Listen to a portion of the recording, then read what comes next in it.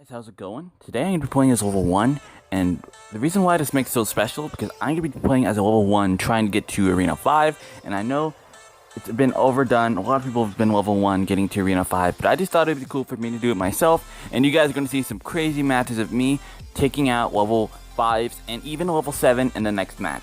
So this is in Arena 2, by the way. Being level 1 in Arena 2 is not difficult to get. I recently got to Arena 3. The next match will be in Arena 3, facing a level 7. And the guy with the level 7, he had an all-troll deck. So as you can see my hand, when you're playing a level 1 account, and you're facing a higher level than you, like a level 5, you're going to have to play a counter. So you're going to have to wait for your opponent to play and then counter it, unless you got a spawner. So my deck, you guys see I have the skeleton army. The skeleton army counters the giant, because typically when someone plays a giant, you're gonna have to counter it with like 8 elixirs. It's like a royal giant, but like in the early days, because you can't counter it that good at all, and he's gonna get like 5 hits off. Because I counter it with the mini P.E.K.K.A. plus goblins plus skeletons, and he still gets hits off. And so as you guys can see, my main goal here is to get a strong push. Start with the giant, build up with the spawners, and then now there's going to be like 3 spear goblins behind the giant because they're spawning, and then there's also going to be archers or a bomber, and it's going to be a strong push with this deck. Now the reason why I chose the goblin hut is because the goblin hut, it just allows for stronger pushes behind your giant. Now he lands a giant skeleton, which is a rookie mistake by my point, and he gets the tower, and now the game is 1-1. So the Goblin Hut is really good because not only does it allow you to go for aggressive attacks in a defensive matter, it also allows you to get strong. It allows you to get some hits off if your opponent is really higher level than you and gets free hits unanswered. So this guy goes for a giant skeleton. If you guys know, giant skeleton is easily countered on its own. And this guy, I was lucky this guy did not use his rocket or his fireball whenever I went for a strong push. Basically, you gotta guess. Basically, is your opponent good enough to fireball your entire attack? Because he can pretty much fire 3 spear goblins, archers, and a bomber in 1 fireball, but usually they don't go for it and they don't take advantage. Sorry about that, guys. And he has a barbarian hut, which is something you get in Arena 3. And again, we're facing level 5, and this guy's gonna fireball our giant. He misses everything. Now that I know he used his fireball, I know it's safe to go for a strong push. Now I don't know he has the rocket at this point, so I'm playing really good. And as you can see, I have like 5 spear goblins and 3 archers, and it's almost overtime. He has 2 barbarian huts and some more goblins, and this is a huge push right here, and he arrows all of it. Now this guy did not counter any of my attacks with spells, so I thought it would be okay to go for a huge push, but he ended up doing that. Now the gameplay might be a little bit laggy. I'm sorry about that, but the commentary will not be laggy, and I'm really explaining what's going on in these games.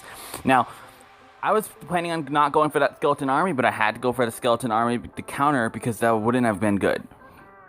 Because if we countered the giant skeleton with the skeleton army, then the bomber is just gonna take it out. Now we have 2 goblin huts here, and look at this. He's gonna rocket, and I thought that was game for a second, but then it wasn't game, and we're gonna keep going. Sorry about that, guys. And we're gonna keep going with our push. We got a giant in the back. We have other stuff, and we're going with this huge push. We have double archers here. We have goblins, and we end up taking the game when all he had to do was rocket or fireball, I think. Yeah, he could have rocketed or fireball. Now, a level 1 versus a level 7. This is going to be a crazy match. You guys gotta see this. And then the next match is another level 7 or level 6. I don't remember. And this guy, look at his deck. He has arrows, lightning, Inferno, and Tesla, so he's gonna lightning on right off the bat. And I thought this guy was a horrible level 7. Like, why would you go on a lightning on a tower? And then for a second I thought, oh, maybe he's trolling because he has both those cards. But this guy, his highest trophy count was 1,100. So the highest he's ever been in was Arena 4 as a level 7. That's really bad. So he's been in P.E.K.K.A. Playhouse. His best was being in P.E.K.K.A. Playhouse as a level 7. Now I'm a level 7, and I've been in Royal Arena, so that's 3 levels, or that's 3 arenas higher at the same exact level. So this guy's not that good, and so that immediately, after the match, I knew he was trolling. You can see him; he's going laughing, and so at this point, I'm like, okay, we got up our goblin hut, we got our spear goblin hut, and now we're gonna start with a huge push. We're gonna go with the giant in the back, and then we're gonna build up this huge push. As you guys can't see you guys can't see the elixir all the way, but you can still kind of guess how much I have. Sorry about that, guys. The elixir will be fixed next one.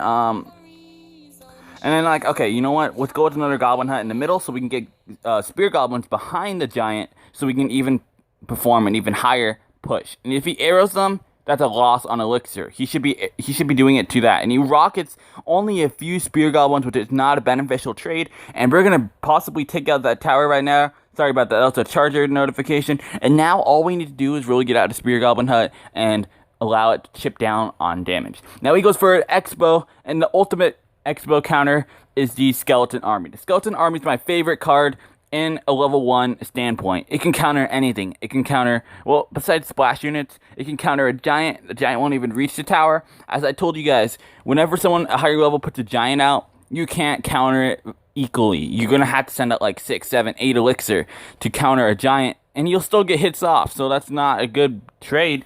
But you will get a counter push, but his cards are so higher level, so he's going to be able to destroy it. Now we got a bomber, archers, some spear goblins, and even more goblins. And I didn't think this guy would go for arrows, so I went for a lot of groups cluttered together. Now we have 2 giants on him, and again, this is level 1 versus a level 7. He pretty much rage quits right here. It didn't say he disconnected. It didn't say your opponent disconnected from the match. He just rage quit the entire thing. And as you can see, there's so many things on the screen. It's crazy. And so as you guys can see, my deck is meant to counter push other players and build a strong giant push. Now I wish I had the prince, and I actually spent all my gold to get the skeleton army in the shop. I didn't win it naturally, and I wish I did, but I didn't. So I wanted to keep going in there. He goes straight for the barbarians, which is a huge mistake. I can just counter that with the skeleton army for 1 elixir benefit. And now he goes for a balloon, which is a huge error in my deck. I don't have much air, and I don't really expect people to go for a balloon, and the balloon's probably going to get 2 hits. No, it doesn't. It just barely doesn't get 2 hits, and now we have a strong push. Now I go for goblins behind the giant, so the goblins can actually push the giant forward, and we put a bomber in case he goes for something sneaky like a skeleton army. But he goes for archers, and we're going to get rid of that. And this tower is done. A level 1 versus a level 4, by the way.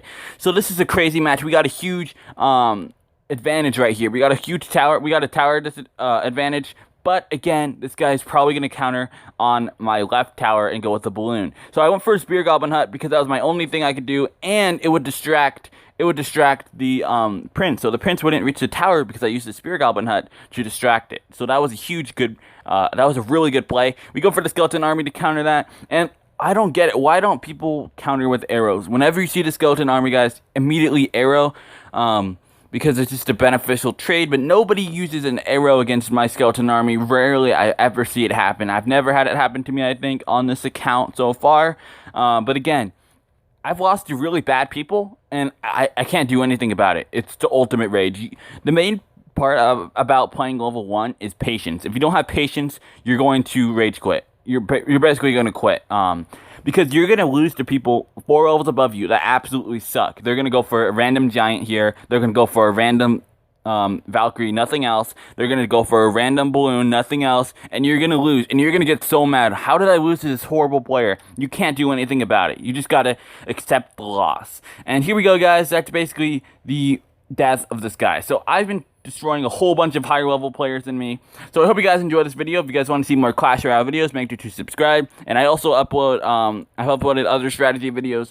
And again, read the description for how to get free gems. And also, yeah, again, subscribe for more Clash Royale. And I'll see you guys later. Goodbye.